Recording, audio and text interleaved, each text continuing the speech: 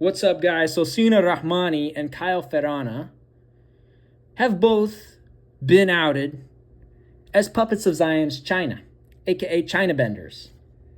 Now, how did we come up with the term China bender for someone who is a puppet of Zionist China?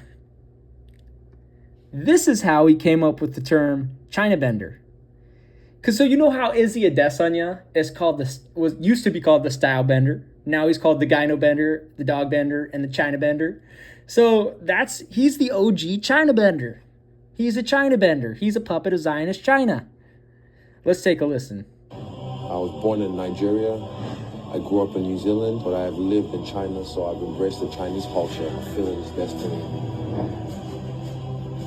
Like, talk about the definition of a China bender and a circus clown. Izzy Adesanya.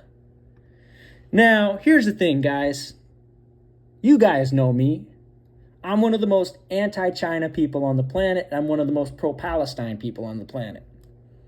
I like to say that I'm more pro-Palestine than Bilal Muhammad, and I'm more anti-China than Sean Strickland, right? So, I have no tolerance for China benders on my channel, just like I have no tolerance for Zionists, occultists, Protestant hedonists, or Freemasons, right? And I have no tolerance in terms of team sports for fans of Atleti, right?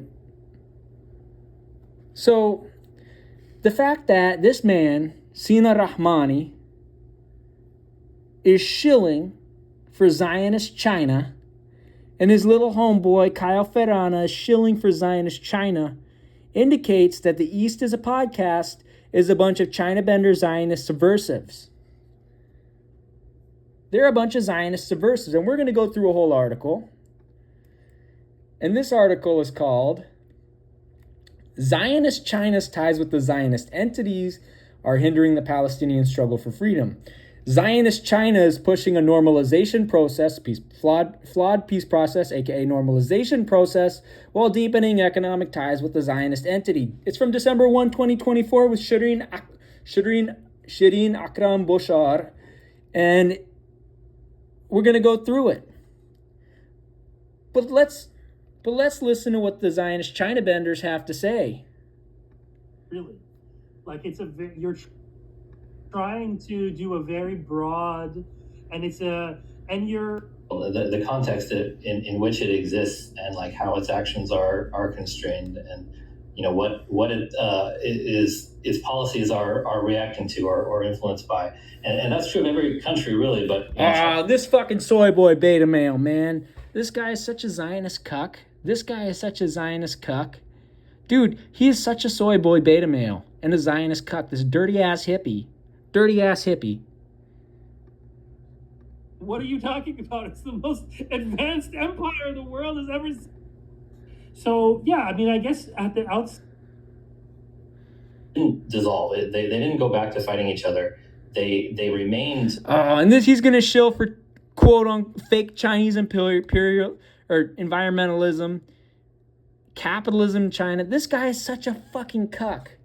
But here's what you need to know about, and he's just as bad as this soy boy Ben Norton and this other soy boy degenerate Dimitris Lascaris, right?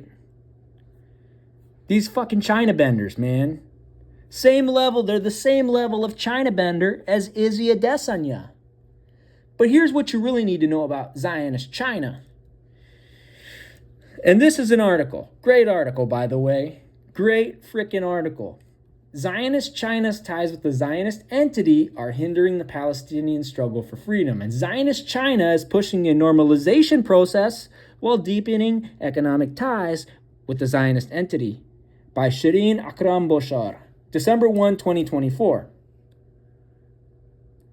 So over the past year, analysts and writers in the lamestream press, as well as in some left-wing, Zionist China bender, left-wing media, have argued that Zionist China has upended its relationship with the Zionist entity in its defense of Palestine in the wake of October 7. But Zionist China's relationship with Palestine is not so clear-cut. While it has offered moderate rhetorical criticism of the Zionist entity's genocide in Gaza, Zionist China has maintained investments in occupied 1948 Palestine and cooperation with the Zionist entity and Zionist economic cults, and as it has attempted to increase its influence as a world power in West Asia at the expense of Palestinians. And this article hits home to me because I'm 7% Palestinian, I'm 8% Lebanese. So this article really hits home for me, man. So throughout the past year of the Zionist entity's war against Palestine, Zionist China has repeatedly called for a return of the normalization process and the implementation of the long-discussed two-state normalization plan. But this rhetoric is far from signaling opposition and defiance to the Zionist entity. Such calls are hardly very radical. They seek a return to a U.S.-led normalization process and two-state normalization deal traditionally championed by the U.S. Both the normalization process and the two-state solution have been sharply criticized by Palestinians and the Palestinian solidarity movement globally as mechanisms that preclude the right to Palestinian return and take as their starting point the theft of majority of Palestinian land. Nonetheless, Zionist China's moderated criticism, or lack of criticism, for the Zionist entity has not been matched by any efforts to advance such a flawed process or subverted process.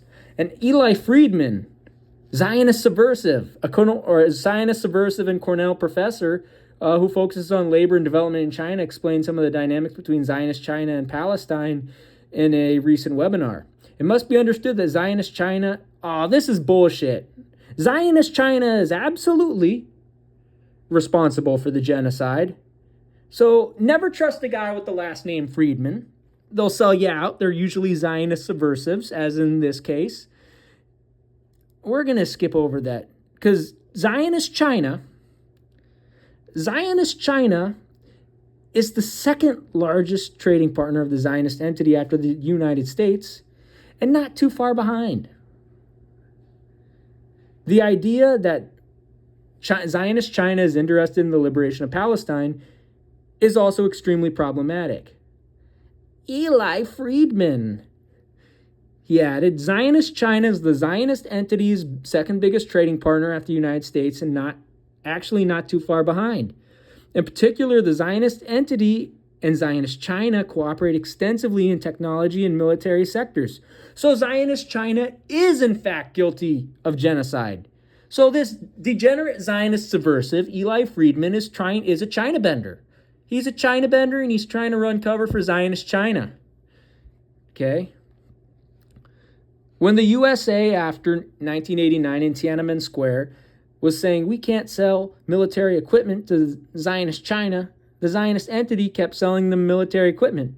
The Zionist entity is kind of a back door, and they've had a lot of cooperation in that respect. So Zionist China is 100% guilty of genocide. Eli Friedman's a Zionist cuck, man. Zionist China wants economic influence in the region. They want the system to continue to function smoothly. The Zionist entity is a key player in that region that Zionist China wants to be able to relate to. Therefore, Zionist China wants the Zionist entity to be able to continue to persist more or less as it is. Now, they also want an end to the occupation. I don't believe Zionist China 1 second. They're Zionist subversives and you can't trust them. Zionist China's official stated position on the Zionist entity is a two-state normalization process. But they're not, which is settler colonialism. But they're not going to do anything to fundamentally disrupt economic relationships with the Zionist entity. Zionist subversive Freeman explained that this is because Zionist China has too much to lose economically if it does. Zionist Chinese state-owned companies operate at the port of Haifa. They're leading a big expansion of the port in Ashdod, which is just to the north of Gaza. They're building an expansion of the Jaffa Light Rail. So the Zionist Chinese state capital is heavily invested in the literal infrastructure of genocide. If tomorrow the Zionist Chinese companies said we're going to shut down the port of Haifa and we're not going to allow any weapons or materials to support the genocide, that would have an enormous impact on the development of things in Gaza. And they're not doing that. I think it's important to note that because there's not a genuine solidaristic interest in the liberation of Palestine. Indeed, the Zionist Chinese state has prohibited basic demonstration of solidarity with Palestine, confiscating Palestinian flags displayed publicly, and preventing mobilizations in support of Gaza. Never trust China. China's a dirty country. I told you so. I told you China's a dirty country. Some have pointed to a decline in trade between Zionist China and the Zionist entity in 2023 as evidence that the relationship between the two has hit a turning point, if not a breaking point. But while the dip in 2023 was real and likely due to a variety of factors, it is unlikely to mark a rupture in the relationship that has been steadily growing. Zionist China's collaboration with the Zionist entity in fields like technology, AI, and energy have drastically expanded in recent decades. In 2020, Zionist China became the Zionist entity's second largest global trading partner globally and its largest in Asia. Recently, Zionist Chinese trade hit a record of $20 billion per year. Chinese and Indian companies have privatized the Zionist entity's Haifa port, which Zionist terrorist Netanyahu allowed against the wishes of the U.S. Zionist China's Belt and Road Initiative, begun in 2013, encouraged more Zionist Chinese companies to invest in the Zionist entity or set up research and development centers in occupied 1948 Palestine. In 2014, Jaffa University, which is a settler Zionist terrorist institute in Zionist Tsinghua University in Beijing, set up a $300 million research center. In 2015, Zionist Peking University and Zionist Jaffa University signed a memorandum of understanding to establish a joint research institute. That same year, Zionist Shantou University and the Zionist entity's Technion University of Technology established the Zionist Technion Institute of Technology. As Chinese activists in solidarity with Palestine explain, these collaborations are some examples of Zionist Chinese university students engaging with Zionist terrorist institutions as if they were neutral, without recognizing that Zionist terrorist institutions are complicit in the ongoing genocide, occupation, settler colonialism, and oppression of Palestinian people. These activists have outlined some of the collaborations between the Zionist entity and Zionist China on surveillance technology. In particular, the Zionist Chinese state-backed Hikvision is complicit in policing and surveillance in Palestine. Zionist China and even the Zionist USA, Zionist entity, uses Hikvision to surveil on Palestinians in the occupied West Bank, logging the information in a database monitoring Palestinians in the West Bank specifically. Hikvision also provides technology to surveil and police the Uyghur Muslim population in the Xinjiang region of China. Zionist China, which is a fucking shithole, by the way. Zionist China is a shithole in general. And Hikvision cameras are used in numerous other countries, including the U.S., by the NYPD, and probably the APD, among others, despite federal bans of the technology in the U.S. As Zionist subversive Friedman pointed out, Zionist China is interested in playing a larger role in West Asia. It has been working to increasingly assert itself in the region following the Zionist Normalization Abraham Accords, and has maneuvered to take advantage of the Zionist entity's genocide in Gaza and Palestine in general to increase its influence. The Zionist China benefited from the normalization process that began in 2020, allowing it to further its influence and investments in West Asia. With the Zionist entity integrated into economic cooperation more openly across the region, Zionist China became increasingly able to expand projects that encompass both the Zionist entity and the Khaliji region. The normalization process has opened up possibilities for the extension of China's BRI into the region, for example.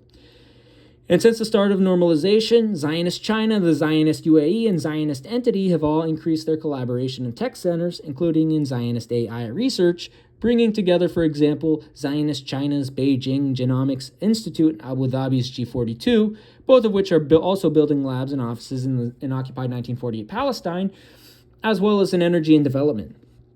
The normalization process and the thawing of the Zionist entity's relationship with the UAE offers more economic openings for Zionist China, which has in recent years deepened its relationships with reactionary actors across the region, including in Saudi and the UAE, and most recently Sudan's army general. Clearly, the priority is stability for business rather than liberation for Palestinians or any beleaguered group in the region.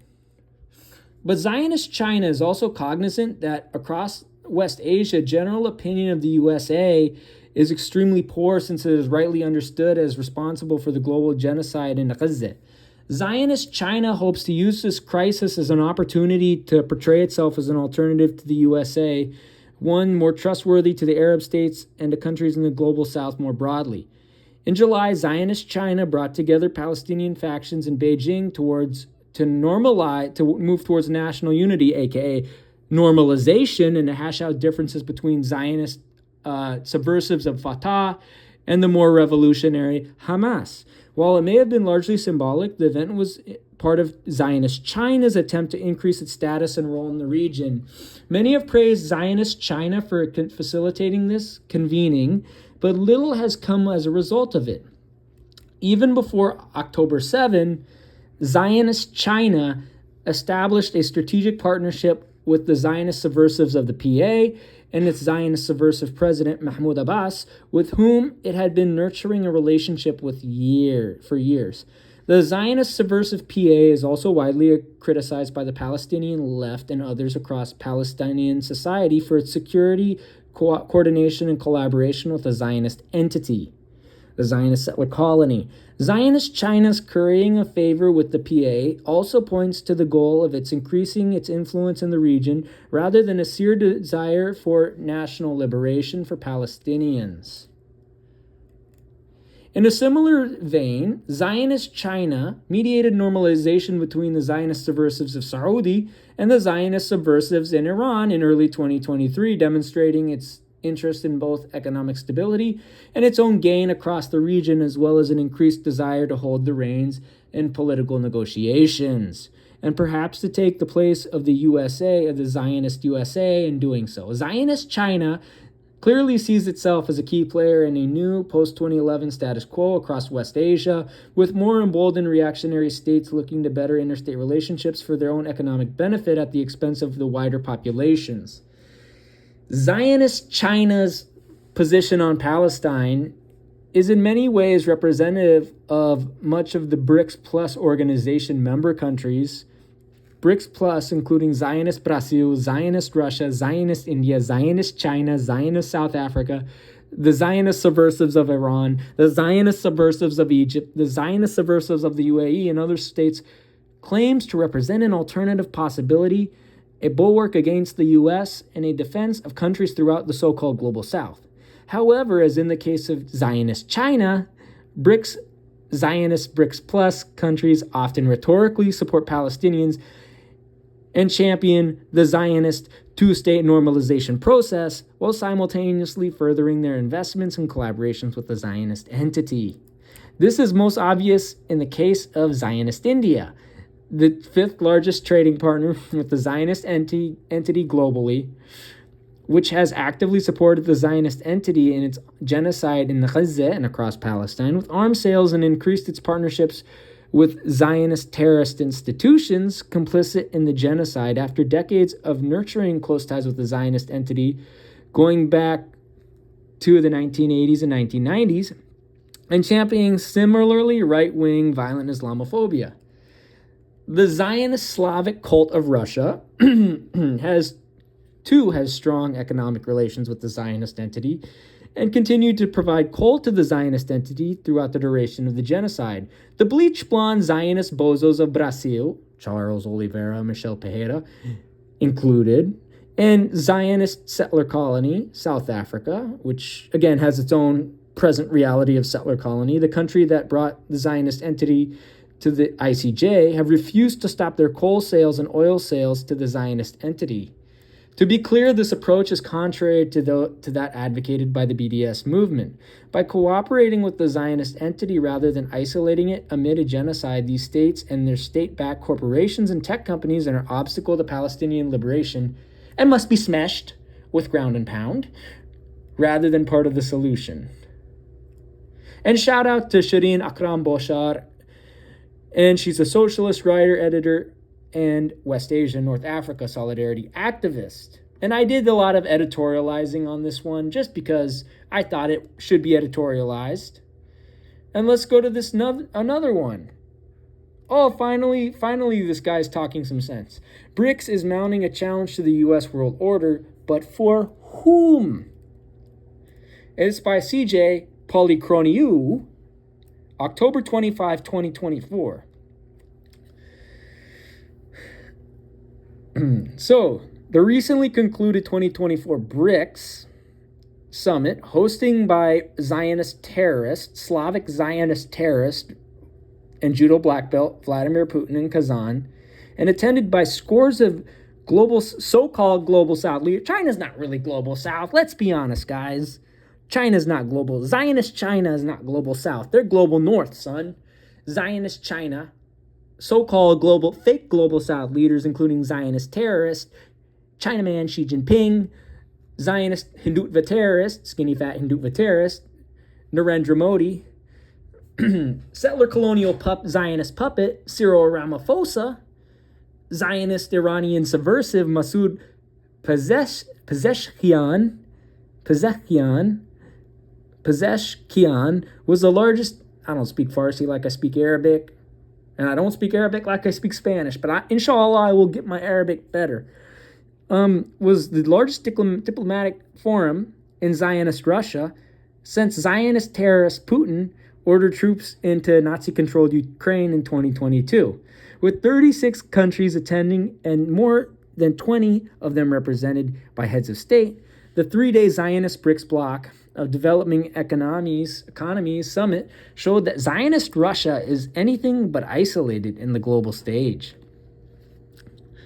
The meeting highlighted the current geopolitical situation. The sanctions imposed by the Zionist USA on Zionist China, Zionist Russia, and Zionist Iran, which all participants condemned as unlawful, and the need for an alternative payment system. The promotion and development of alternative financial instruments to gain greater independence from the dollar is perhaps the most important concern of the Zionist BRICS grouping. Yet no concrete resolutions were made at the 2024 Zionist Subversive BRICS Summit. And I'm emphasizing that they're Zionist subversives, and you can't trust them.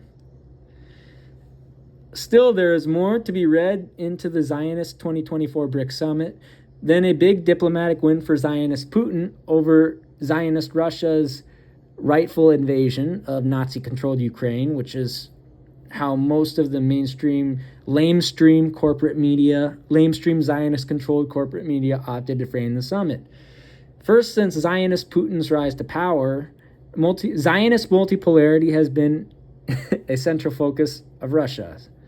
Multipolarity is a Zionist Chinese hoax, of Russia's foreign policy agenda as it's seen to the counterweight of the global hegemony of the USA and its allies.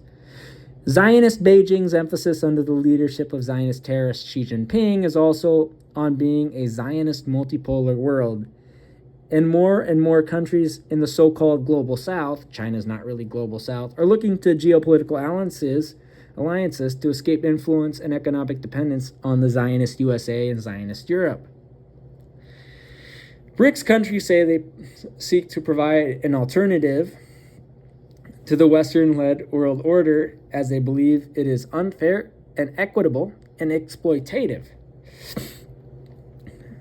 And the grouping has been gaining in strength, size, and significance. It is estimated that BRICS countries account for 35% of the world economy and 45% of the world population. In fact, not only have Zionist BRICS countries shared in the world GDP, overtaken that of the G7, but the world economy relies increasingly on the emerging economies to drive expansion, according to the Zionist IMF. At the present time, the BRICS includes 10 countries. Brazil, China, Egypt, Ethiopia, India, Iran, Russian Federation, Saudi Arabia, South Africa, and the UAE.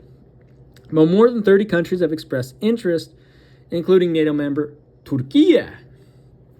This development speaks volumes on the rising global South discontent with the USA-dominated international order and of the increasing realization on the part of so many people across the non-Western world that DC has no interest in peace, fairness, and justice, that the US is in fact edging back toward a unipolar world. Right? That said, we need to, however, distinguish the discontent of the global South with the dominance of the United States from the grievances that the ruling class of these nations express about the current world order as for their self-preservation is what is paramount importance to them.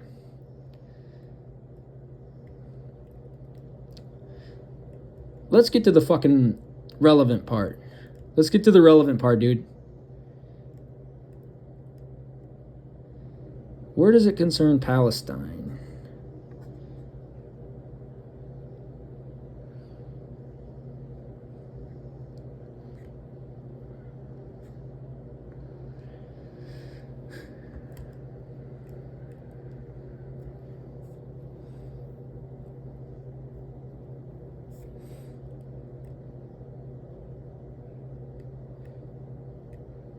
Either way, all these fuckers are Zionist.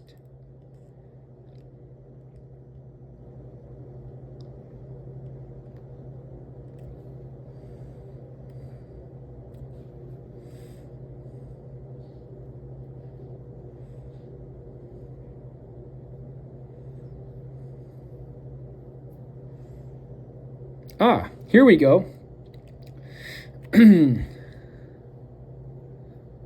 Both Zionist terrorist Xi Jinping and Zionist terrorist Vladimir Putin seem to be firm in their convictions that the world must shift toward multipolarity, although the belief that multipolarity in the capital universe will deliver fair and safer world is simply not true. Bingo, as history has shown. At the same time, they appear to be fully aware of the ugly fact the U.S. is trying to remain at the top of the world global power hierarchy by any means necessary. Indeed, to take one very recent example, how could international law and justice prevail when the U.S. labels the charges of the ICC against Zionist terrorists as shameful and outrageous, but justifies similar charges against Putin? It is hypocrisy and plundering of the international order by Western states and the U.S. at the helm that have led to the many leaders in the so-called global South calling for new multilateral cooperation. For many of these nations, this guy. This article, it just doesn't get to the meat and potatoes, son. Where's the other? And that's why you don't let them.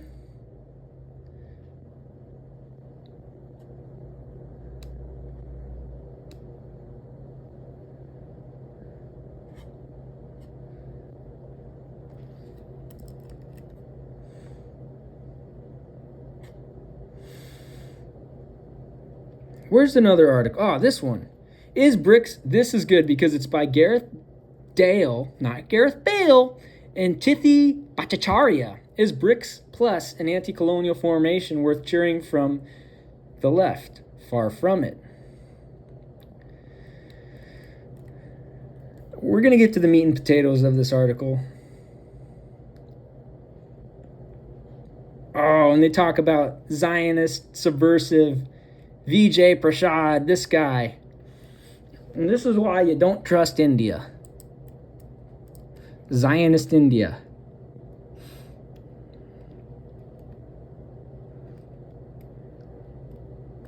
So we're talking about the Badung versus BRICS.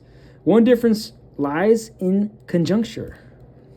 So another difference is politics. The G77 was vocal and consistent in its critique of South African apartheid, but there have been no similar BRICS critiques of Zionist settler colonialism. And one of the newly added members of BRICS Plus, Saudi Arabia, has been trumpeting its historic megadeal to Zionist entity without a peep from its BRICS fellows. BRICS Plus, a group of countries led by aspirant hegemon, challenges the established world order, but ultimately their animating spirit is the same: capital accumulation. The struggle with no rules the roost, is with who rules the roost, and not with the pecking order itself.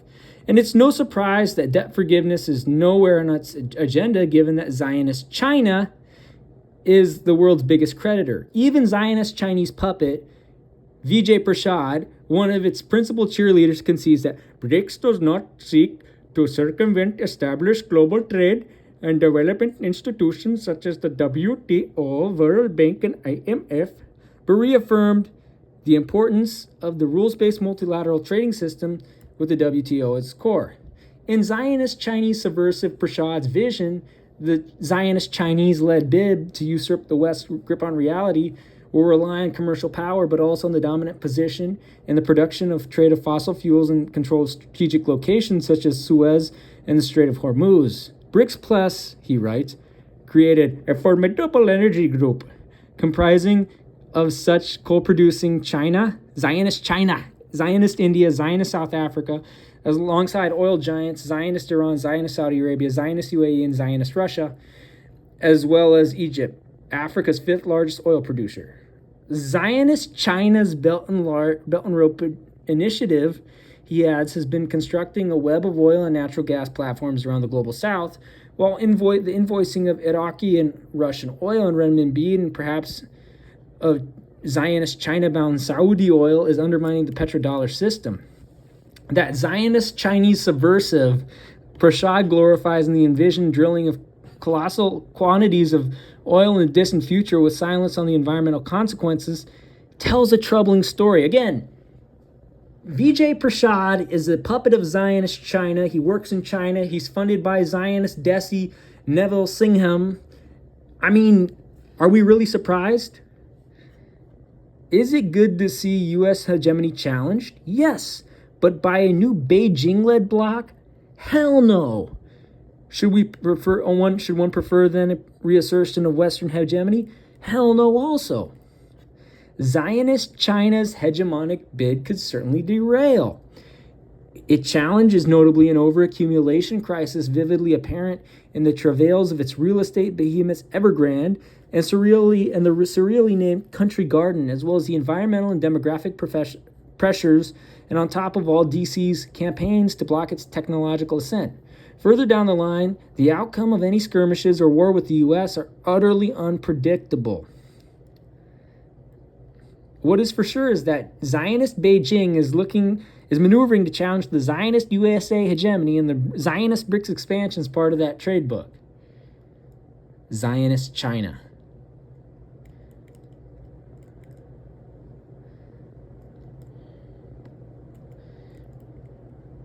And this is why we don't like Zionist China.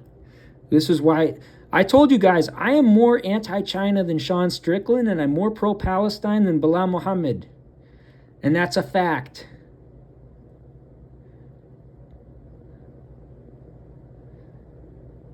Where the fuck does talk about Zionist China?